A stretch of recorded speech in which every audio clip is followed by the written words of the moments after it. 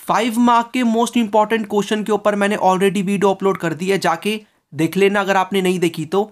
इस वीडियो के अंदर क्लास 12th ज्योग्राफी के 3 मार्क्स के मोस्ट इंपॉर्टेंट क्वेश्चन मैं आपको बताने वाला हूं, जो कि कॉन्टिन्यूसली रिपीट हो रहे हैं सभी बोर्ड्स के अंदर। तो काफ़ी इंपॉर्टेंट वीडियो है, लास्ट तक जरूर देखना। इस वीडियो के अंदर टॉप 25 क्वेश्चन हम डिस्कस करेंगे, जो कि पास्ट 10 ईयर में काफ़ी ज़्यादा रिपीट हुए हैं। ओके, चलिए फिर स्टार्ट करते हैं। बाकी चैनल पे नए हो तो सब्सक्राइब करके बेल आइकन ऑन कर देना।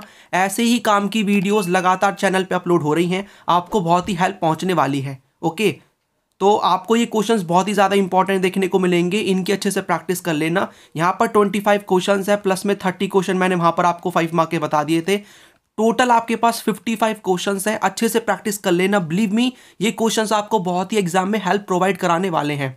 इस वीडियो के अंदर ये भी बताऊंगा एक क्वेश्चन कैसे डिफरेंट फॉर्म में आएगा, कैसे आपको उसका आंसर लिखना है, कहाँ से आपको आंसर मिलेगा। ओके, तो स्टार्ट करेंगे पहले क्वेश्चन के साथ।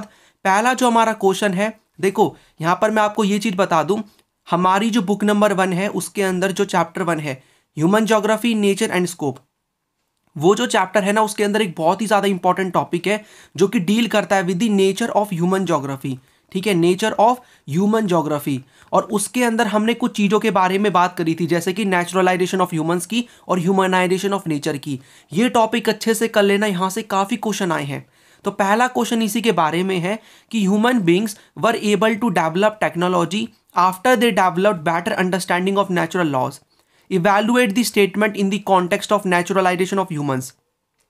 आप एनसीईआरटी बुक को ओपन करके बैठ जाओ, आपका एनसीईआरटी बुक में आराम से सभी क्वेश्चंस के आंसर मिल जाएंगे, घबराने की जरूरत नहीं है। बाकी इस वीडियो के नीचे अगर आप कमेंट करोगे तो मैं आपको वन शॉट आपके लिए वीडियोस भी लेकर आ जाऊंगा, जिसमें सारे टॉपिक्स को सिंपल लैंग्वेज में मैं आपको समझा दूंगा। कोई प्रॉब्लम आपको नहीं होगी समझने में। ओके, वीडियो के किसी भी पार्ट को मिस मत करना, वीडियो को लाइक भी कर देना, शेयर भी कर देना। ओके, तो यहाँ पर ये जो क्वेश्चन है ये किसकी बात कर रहा है कि हम ह्यूमन बींग्स तभी टेक्नोलॉजी को डेवलप करवाते हैं कर पाते हैं जब हमारे पास अच्छी अंडरस्टैंडिंग होती है नेचुरल लॉज की। यानी आपको ये बताना है कि नेचुरलाइजेशन ऑफ ह्यूमंस के कॉन्टेक्स्ट में आपको इस चीज़ को समझाना है। ओके, ये क्वेश्चन इस फॉर्मेट में भी बन सकता है, जैसे कि the strong forces of nature use to control the human activities in primitive societies. यानी प्रीमिटिव सोसाइटीज के टाइम पे आप देखोगे, पहले के टाइम पे जो नेचर था उसका डोमिनेंस था, वो सारी की सारी ह्यूमन एक्टिविटीज को कंट्रोल करके रखा हुआ था नेचर ने। राइट, उसके बारे में आपको एग्जामिन करनी है स्टेटमेंट। तो आपका कीवर्ड क्या होगा? Naturalisation of humans. ओके, अब एक क्वेश्चन और बन जाता है जो कि ह्यूमनाइजेशन ऑफ नेचर के बारे में है। क्या क्वेश्चन है? The imprints of human activities are created everywhere, evaluate the statement in the context of humanisation of nature. तो naturalisation of humans, humanisation of nature, दोनों के बारे में अच्छे से पढ़ लेना। ये क्वेश्चन ये कह रहा है कि ह्यूमन की जो एक्टिविटीज़ हैं, यानी ह्यूमन ने अपनी, बेसिकली हम कह सकते हैं कि ह्यूमन ने अपनी जो एक्टिविटीज़ हैं उसकी छाप हर जगह पे छोड़ी हुई है। ठीक है, आपको जो इम्प्रिंट्स मिलते हैं ह्यूमन की एक्टिविटीज़ के, वो हर जगह पे मिलते हैं। एग्जामिन करना या फिर इवैल्यूएट करना है स्टेटमेंट को इन the context of humanisation of nature. Okay, अब देखो इस क्वेश्चन को इस तरीके से भी पूछा जा सकता है। इवन इन तीनों क्वेश्चन को अगर मैं बोलूं तो इस तरीके से भी ये लोग पूछ सकते हैं आपसे कि आप ये बता दो कि पॉसिबिलिज्म कैसे डिफरेंट है एनवायरमेंटल डिटर्मिनिज्म से। Explain with suitable examples. देखो इस वीडियो से आपको ये भी जानने को मिल रहा है कि आपने जो भी पढ़ा है वहां से कैसे क्वेश्चन बन रहे हैं, आपको एक आइडिया मिल रहा है, ताकि एज इट इज अगर क्वेश्चन कल को एग्जाम में आएगा, ठीक है, मोस्ट प्रोबेबली आ ही जाएगा, तो आप उसका आंसर कर पाओगे, क्वेश्चन को समझ पाओगे। राइट, तो ये वाला क्वेश्चन यहाँ पर पूछा है पॉसिबिलिज्म, मतलब यहाँ पर जो हमने ह्यूमनाइजेशन ऑफ नेचर की बात करी थी, नेचर ह्यूमनाइज हो रहा है, और एनवायरमेंटल डिटर्मिनिज्म का मतलब नेचुरलाइजेशन ऑफ ह्यूमंस नेचुरलाइज होते जा रहे थे उस टाइम पे, प्रीमिटिव सोसाइटी के टाइम पे। अब ये वाला क्वेश्चन इस तरीके से भी पूछा जा सकता है कि आप नेचुरलाइजेशन ऑफ ह्यूमंस और ह्यूमनाइजेशन ऑफ नेचर में डिफरेंस बता दो। तो आप, I hope you are getting this thing कि कैसे एक क्वेश्चन मल्टीपल फॉर्म में आ सकता है। जरूरत है बस उस टॉपिक को अच्छे से प्रिपेयर करने की, और मैं ये मान के चल रहा हूं आप लोग करोगे। ओके, चलिए नेक्स्ट क्वेश्चन है, the nature and human beings are so integrally interwoven that they can't be separated, substantiate the statement. यानी आपको ये बताना है कि ह्यूमन, हम बोल सकते हैं कि, और जो नेचर है उनको आप सेपरेट नहीं कर सकते हो। राइट, तो आपको एग्जाम्पल के साथ बताना है। अब ये क्वेश्चन इस तरीके से भी आ सकता है कि nature and humans are inseparable elements, justify the statement with suitable examples. तो सूटेबल एग्जाम्पल आपको देने हैं कि कैसे यहाँ पर जो नेचर और ह्यूमंस हैं वो, उनको हम सेपरेट नहीं कर सकते हैं। राइट, एग्जाम्पल आप दे सकते हो। ओके। उसके बाद नेक्स्ट क्वेश्चन है explain with examples any 3 measures that can be helpful in population control in the world. तो ये तो आप अपनी अंडरस्टैंडिंग के बेसिस पे भी आंसर दे सकते हो कि कैसे पॉपुलेशन को कंट्रोल किया जा सकता है, राइट। नेक्स्ट क्वेश्चन की तरफ चलेंगे। Explain the concept of human development introduced by doctor महबूब उल हक। तो ये आपको पाकिस्तान के जो इकोनॉमिस्ट है वो देखने को मिलेंगे, राइट। इन्होंने ह्यूमन डेवलपमेंट के कंसेप्ट को किस तरीके से एक्सप्लेन किया है वो आपको बताना है एग्जाम्पल के साथ। तो ये क्या बोलते हैं, ह्यूमन डेवलपमेंट का मतलब होता है कि बेसिकली ये एनलार्ज करता है लोगों की चॉइसेस को, ठीक है, लोग मीनिंगफुल लाइफ जी सकें, उसका वो होता है ह्यूमन डेवलपमेंट। और मीनिंगफुल लाइफ का मतलब भी ये बताते हैं, तो वही आपको इसमें एक्सप्लेन करना है। अब देखो ये 3 नंबर के क्वेश्चन जो मैं आपको बता रहा हूँ, ये 3 नंबर के क्वेश्चन ना 5 मार्क की फॉर्म में भी कुछ कुछ क्वेश्चन बन जाएंगे और 5 मार्क के 3 मार्क की फॉर्म में बन जाएंगे। इसीलिए कह रहा हूँ कि मुझे पता है आप मोस्टली 5 मार्क के देख के चले जाओगे, 3 मार्क के नहीं देखोगे। प्रैक्टिस करो सभी क्वेश्चंस की, 50-55 क्वेश्चन से अच्छे से प्रैक्टिस करो, कहीं से भी क्वेश्चन बन सकता है। 3 मार्क का 5 मार्क की फॉर्म में, 5 मार्क का 3 मार्क की फॉर्म में, ठीक है। तो जरूरत है अच्छे से बस उस टॉपिक को कवर करने की। ओके चलिए, 5 मार्क में मैंने इस चैप्टर के आपको पिलर्स भी बताए थे, मतलब चैप्टर मींस ह्यूमन डेवलपमेंट के पिलर्स भी बताए थे, वो भी आपको अच्छे से पढ़ने हैं। नेक्स्ट क्वेश्चन की तरफ चलेंगे। माइनिंग क्या होती है और आपको 2 फैक्टर्स बताने हैं जो कि माइनिंग को अफेक्ट करते हैं। तो माइनिंग के बारे में हम पढ़ चुके हैं। आपको फैक्टर्स में आप 2 फैक्टर्स बता सकते हो। फिजिकल फैक्टर की बात हमने करी थी और कुछ इकोनॉमिक फैक्टर्स भी होते हैं, दोनों के बारे में आप यहां पर लिख सकते हो। ओके, नेक्स्ट क्वेश्चन यहां पर आपको डिफरेंशिएट करना है स्मॉल स्केल मैन्युफैक्चरिंग में और लार्ज स्केल मैन्युफैक्चरिंग में। इंपॉर्टेंट क्वेश्चन है, आपको डिफरेंस, ऐसे डिफरेंस वाले क्वेश्चन आते हैं ना एग्जाम में, तो आपको डिफरेंस बिटवीन फॉर्म में ही उनके आंसर को लिखना होता है, ऐसे ही आप लिखना, ठीक है। ओके चलिए, तो ये जो लाइन है ये थोड़ी सी बन गई है टेढ़ी, इसको मैं मिटा देता हूं, लेकिन आई होप आप इस चीज को समझ गए हो। Next question, examine the major characteristics of modern large scale manufacturing in the world. तो आपको जो मॉडर्न लार्ज स्केल मैन्युफैक्चरिंग है उसके बारे में बताना है कैरेक्टरिस्टिक्स, जैसे कि हमने पढ़ा हुआ है स्पेशलाइजेशन ऑफ स्किल्स, ऑटोमेशन जिसको आप बोलोगे टेक्नोलॉजिकल इनोवेशन, मतलब टेक्नोलॉजिकल इनोवेशन को हम कह सकते हैं रिसर्च एंड डेवलपमेंट, मैकेनाइजेशन जिसको आप ऑटोमेशन भी कह सकते हो, स्पेशलाइजेशन ऑफ स्किल्स, इनकी बात हो रही है। ओके, अब देखो इसी क्वेश्चन को कैसे इन्होंने एक पॉइंट जो आप इसी टॉपिक के अंदर पढ़ोगे उसको कैसे इन्होंने एक उससे क्वेश्चन बना दिया। क्वेश्चन क्या कह रहा है, technological innovations through research and development strategy are an important aspect of modern manufacturing, analyse the statement.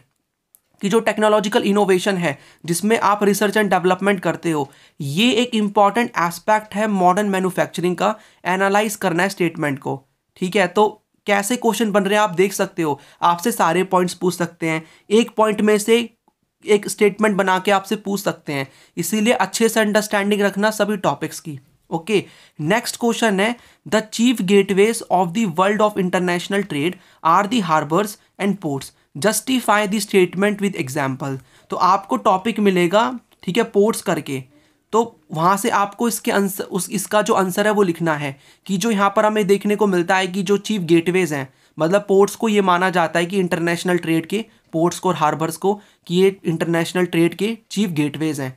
तो आपको इनकी इंपॉर्टेंस बतानी है, ठीक है, आपको पोर्ट्स की इंपॉर्टेंस बतानी है। Okay, next question, explain the cause of negative growth of population in India between 1911 से, मतलब बिटवीन 1911 एंड 1921। तो यहाँ पर हमने जो इंडिया की पॉपुलेशन की जो ग्रोथ है उसके अंदर 4 जो फेजेस हैं उनके बारे में बात करी थी, 4 फेजेस की।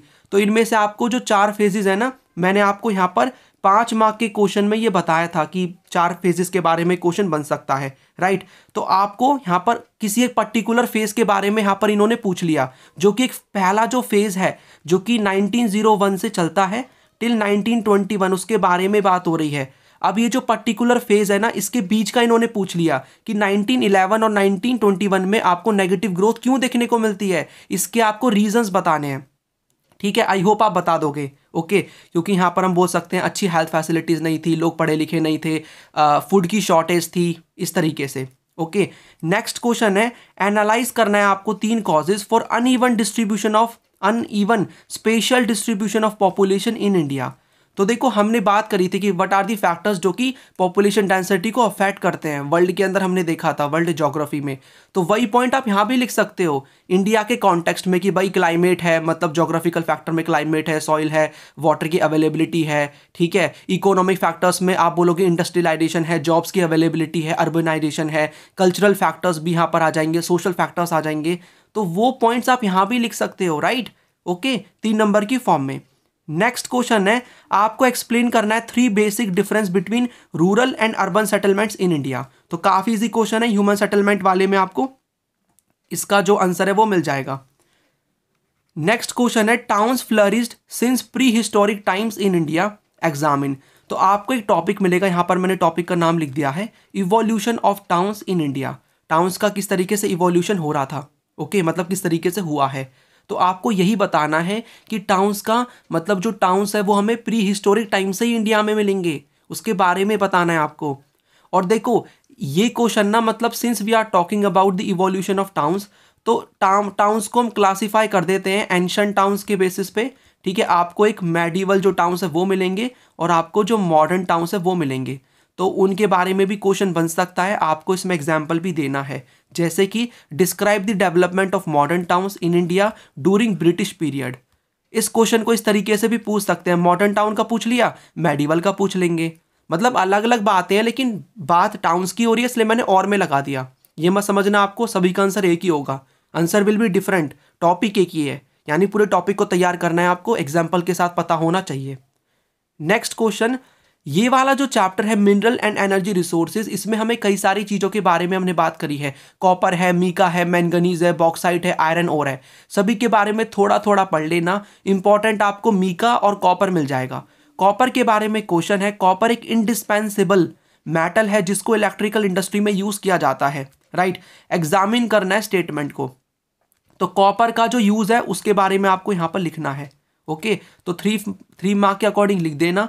और ये चीज मैं काफी वीडियोस में बता चुका हूं, 3 मार्क के अंदर आपको इंट्रोडक्शन लिखने की जरूरत नहीं है, थोड़ा सा आप लिख सकते हो 1-2 लाइन, उसके बाद अपने मेन मुद्दे पे आ जाओ, 3 से 4 पॉइंट लिख दो, आपको मार्क्स मिल जाएंगे। फ्लो चार्ट वगैरह बनाने की जरूरत भी नहीं है, ये काम आप 5 मार्क में कर सकते हो, ठीक है। तो 3 मार्क के आंसर कैसे लिखने वो मैंने आपको बता दिया, 3 से 4 पॉइंट आप लिख दोगे, छोटे छोटे आप पॉइंट्स लिख रहे हो तो 5 से 6 पॉइंट भी आप लिख सकते हो, ठीक है। चलिए नेक्स्ट क्वेश्चन यहां पर आप देखोगे, explain any 3 measures to conserve mineral resources. तो आपको कंजर्वेशन ऑफ मिनरल रिसोर्सेज करके टॉपिक मिलेगा, वहां से क्वेश्चन आ जाता है कि आप 3 तरीके बता दो कैसे मिनरल्स को हम क्या कर सकते हैं, कंजर्व कर सकते हैं। तो आई होप आपको इस चीज के बारे में पता होगा, आप लिख दोगे, ओके। चलिए नेक्स्ट यहां पर क्वेश्चन है, एक्सप्लेन एनी 3 फैक्टर्स। अब देखो जो भी मैं आपको एक क्वेश्चंस बता रहा हूं, आई होप आप जाके बुक में टिक मार्क करोगे उन क्वेश्चंस को, ठीक है, और उन टॉपिक्स को और अच्छे से पढ़ोगे, इनकी प्रैक्टिस अच्छे से कर लेना, बिलीव मी बहुत ही ज्यादा इंपॉर्टेंट क्वेश्चंस हैं ये। नेक्स्ट क्वेश्चन यहां पर आप देखोगे, explain any 3 factors responsible for the depletion of water resources in India. आपको 3 फैक्टर्स बताने हैं कि इंडिया में जो रिसोर्सेज है वाटर रिसोर्सेज उनका डिप्लीशन हो रहा है।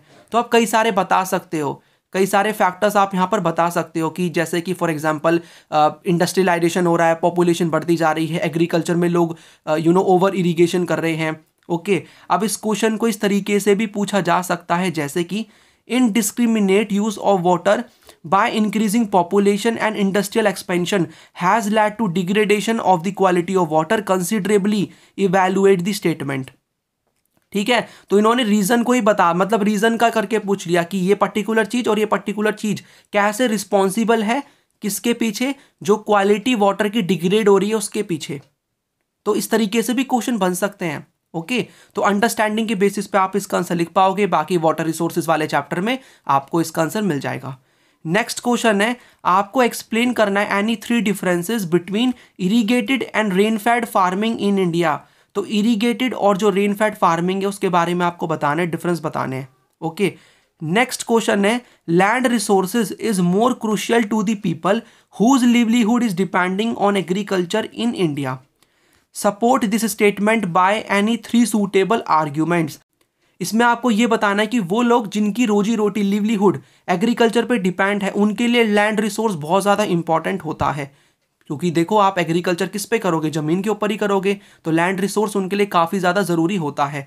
अब आपको इसका आंसर मिलेगा एग्रीकल्चर, ठीक है, agricultural land use in India.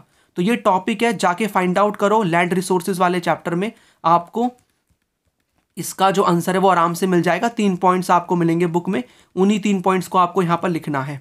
Okay, रही बात एक्सप्लेनेशन की, तो एक्सप्लेनेशन मैं कह रहा हूँ 1 शॉट वीडियोस पहले से चैनल पे अपलोडेड है, वहाँ पर आपको एक्सप्लेनेशन सभी टॉपिक्स की मिल जाएगी, साथ में नई वीडियोस भी आने वाली हैं। इसलिए बोल रहा हूँ चैनल पे एक्टिव रहो, सब्सक्राइब करके रखो, बेल आइकन ऑन करके रखो, तुरंत आपको इंपॉर्टेंट वीडियोस के नोटिफिकेशन मिल जाएंगे। ओके, नेक्स्ट क्वेश्चन देखते हैं। Describe any 2 characteristics each of 3 distinct cropping seasons of India. तो आपको स्पेशली नॉर्थ इंडिया की अगर मैं बात करूं तो आपको 3 मेजर क्रॉपिंग सीजन्स देखने को मिलेंगे। चलिए जल्दी से बताओ मुझे कमेंट में कौन से वो 3 क्रॉपिंग सीजन्स हैं जिनकी आपको कैरेक्टरिस्टिक्स बतानी है। तो आपको मंथ भी पता होना चाहिए, मंथ कौन से मंथ से कौन से मंथ तक कौन सा क्रॉपिंग सीजन रहता है इंडिया में। ओके, तो इसका आंसर आप मुझे कमेंट करके बताओगे तीनों क्रॉपिंग सीजन का नाम। ओके, चलिए नेक्स्ट क्वेश्चन है, the concept of development can not be restricted to the economic sphere alone, what values can convert this concept of development into sustainable development, explain. यानी जो development है खाली आप उसको इकोनॉमिक तक नहीं रख सकते हो, आपको उसके साथ साथ क्या करना होगा, सस्टेनेबल डेवलपमेंट करना होगा।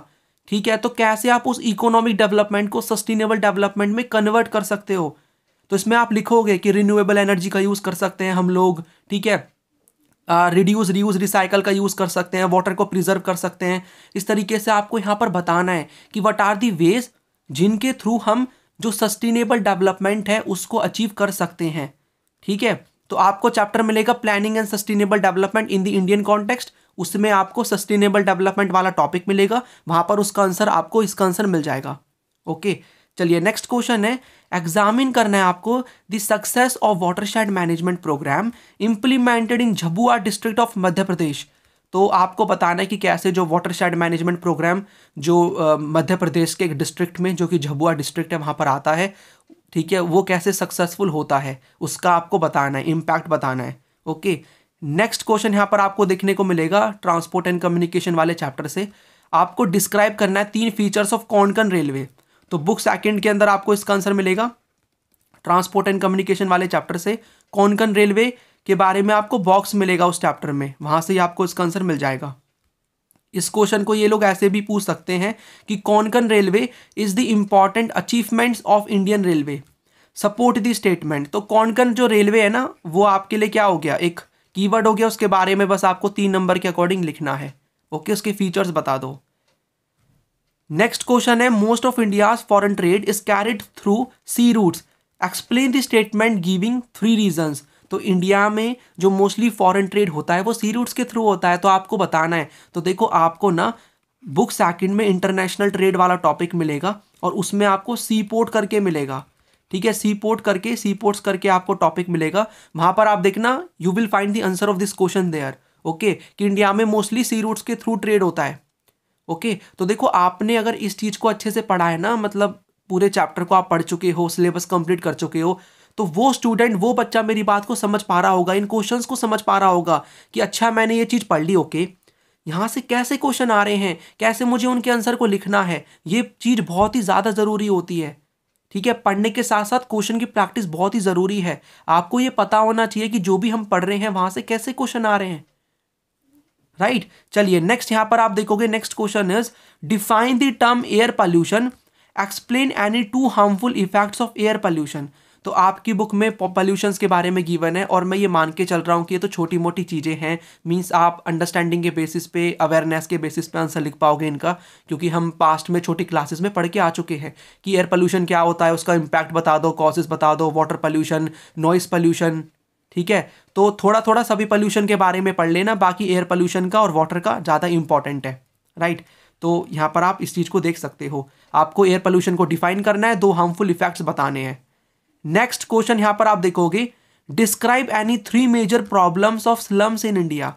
तो यहाँ पर अर्बन वेस्ट डिस्पोजल वाला टॉपिक इंपॉर्टेंट है 5 मार्क के लिए, 3 मार्क के लिए स्लम वाला आ सकता है, और इस स्लम्स की जो प्रॉब्लम है ना, ये वाला जो क्वेश्चन है ये आपको 5 मार्क में भी मिल सकता है। इसलिए ये जो स्लम्स वाला टॉपिक है इसको अच्छे से कर लेना कि आपको 3 मेजर प्रॉब्लम्स बतानी है स्लम्स की इन इंडिया। ठीक है, तो ये थे सभी के सभी क्वेश्चन 3 नंबर के। आई होप आपने सभी क्वेश्चंस को अच्छे से देख लिया है, इनकी आप अच्छे से प्रैक्टिस करोगे, ठीक है। तो आपको क्या करना है, इन सभी क्वेश्चंस को नोटबुक में लिख के या फिर जो भी टॉपिक है बुक में टिक मार कर लो, अच्छे से प्रैक्टिस करो। कोई भी आपको प्रॉब्लम होगी तो मुझे आप बता सकते हो कमेंट सेक्शन के अंदर।